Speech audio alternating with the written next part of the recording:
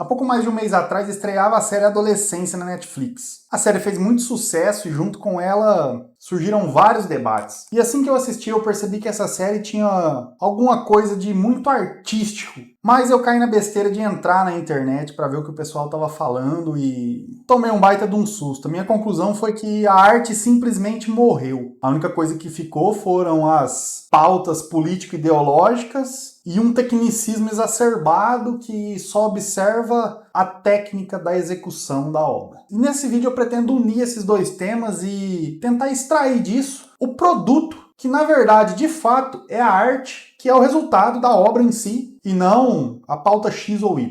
Acho que nada mais justo seria a gente dar uma interpretação um pouco mais artística para essa série. Bom, e antes de mais nada, não dá para se tratar de arte sem a gente definir os termos do que eu vou tratar aqui.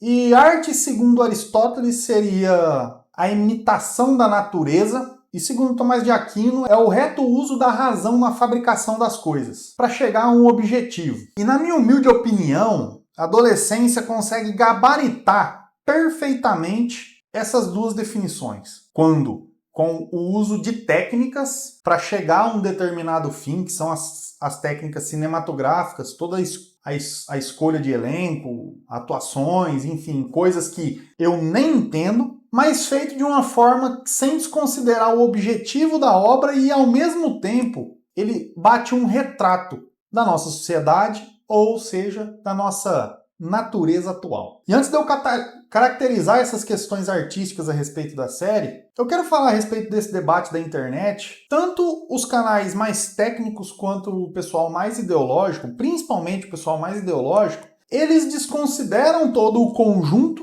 da obra como arte e limitam a puxar apenas o que é de fato a sua pauta. Então, eles acabam desconstruindo a obra, mas ao mesmo tempo a obra também ela é muito primorosa do ponto de vista de recorte da realidade, ou, como diria Aristóteles, de imitação da natureza, porque ela consegue se manter intacta, mesmo com uma crítica pontual de uma forma ideológica, porque ela dilui todo aquele ponto ideológico a apenas uma parte do que de fato a série mostra, da vastidão que a série mostra. E eu cheguei a ver críticas justamente voltadas a esse ponto, que é que a série fala de tudo, mas não critica e nem resolve nada. E aí a minha pergunta que fica é a seguinte: a vida não é assim? A vida não é um emaranhado de situações e de escolhas que a gente faz e o passado e o presente influenciando no futuro? E, vez por outra, muitas coisas ficam por resolver? Não seria a própria vida essa sequência,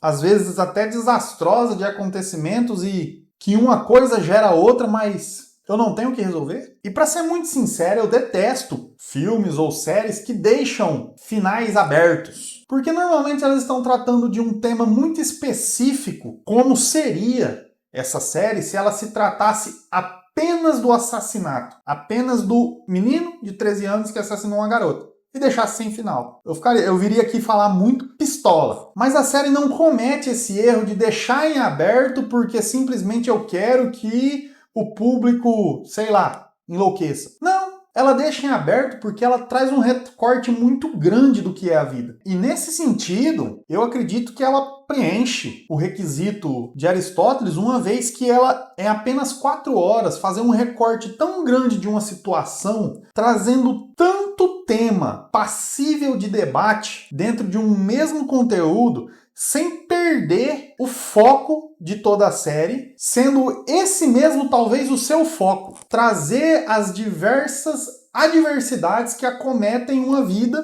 para gerar determinadas coisas, para demonstrar determinadas coisas. Então a série traz pra gente essa visão macro que, se fosse para fazer uma série só de um garoto assassino, dava para fazer 18 temporadas. Não tenho a menor dúvida. Mas a série foi muito primorosa em criar essa visão macro, onde você tem influências da internet, das redes sociais, um debate social em cima dos adolescentes, um debate em cima do sistema de ensino, você tem uma atenção à criação de filhos, a liberdade dada a filhos, e a série ela traz ela consegue trazer muito vividamente questionamentos assim, enquanto você está assistindo, você está pensando. O pai, na própria série, repensa essa questão da criação do filho. Pô, eu apanhei tanto, não queria que meu filho batesse. São coisas tão palpáveis, são coisas tão do senso comum. É um recorte da população em geral, não do povo estudado,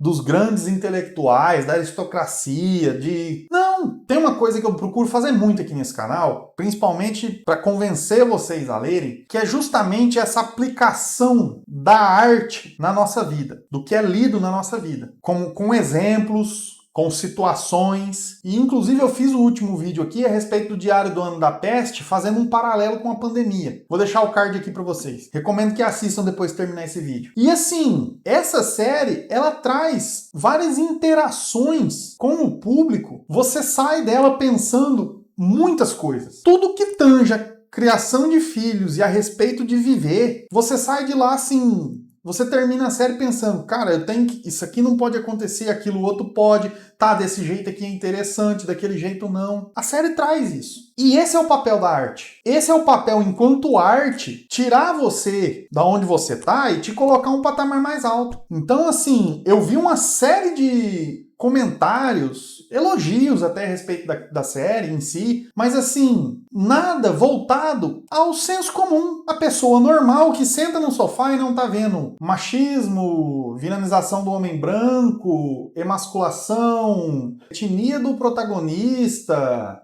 Então, assim, a pessoa do senso comum que tá fora dessas bolhas da internet, ela para diante de uma série dessa e ela repensa a vida dela inteira. Isso é arte. Esse é o papel da arte.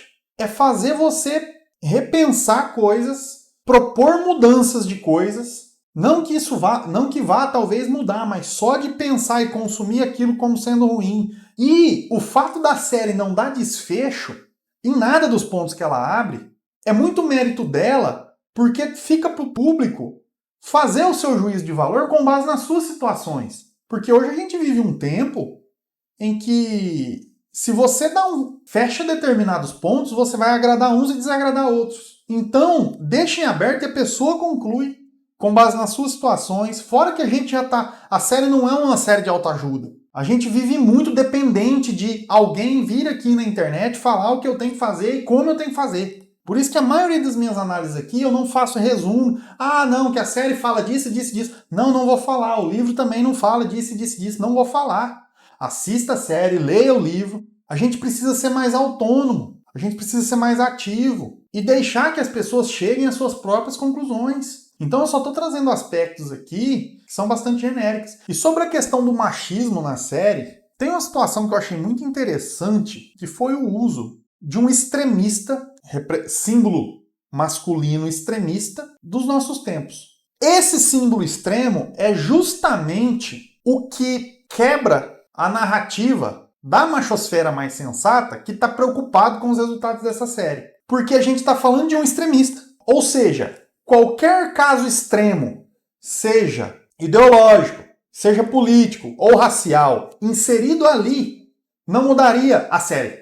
Você não muda praticamente em absolutamente nada a série se você troca a menina por um menino e coloca o feminismo. A série não muda em nada. O problema é o radicalismo. E esse radicalismo ainda somado a uma outra questão, adolescente. Quem é mais radical do que um adolescente? Quem ainda está conhecendo as coisas, tateando as coisas. Eu já fui adolescente, vocês estão me assistindo, provavelmente são ou já foram. Quem quando não teve conhecimento, contato com uma ideia que fazia sentido, você não se tornou radical, até você ir aprimorando. Até nisso a série acerta. E nesse sentido... Em todos esses pontos levantados a respeito da série, eu digo que ela é como se você olhasse para uma pintura de uma batalha e você vê um exército de um lado, outro exército de outro, algumas coisas já acontecendo, mas você não sabe quem ganhou. O retrato da série é esse. Está mostrando um recorte de uma situação escabrosa, pessoas, autoridades tentando lidar com essa situação e não conseguindo entender, e a família que está simplesmente quebrada. Teve alguns casos em que a série me deixou bastante surpreso, que foi não ter destruído a família no fim da série, né? Que normalmente é o que acontece. Não ter tentado justificar o rapaz com doenças mentais ou algo do tipo. A série foi perfeita em todos os seus quesitos técnicos, atuação,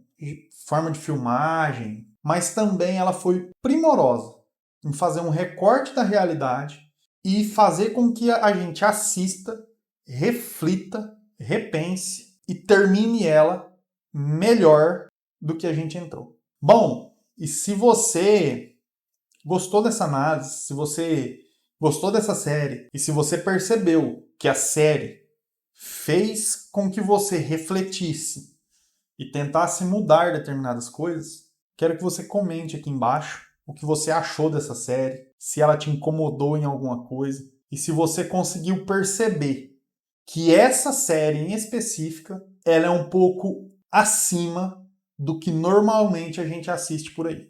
Combinado? Bom, eu vou ficando por aqui. Recomendo que vocês assistam ao meu último vídeo, Diário do Ano da Peste, o livro que preveu a pandemia. E fiquem todos com Deus e fui!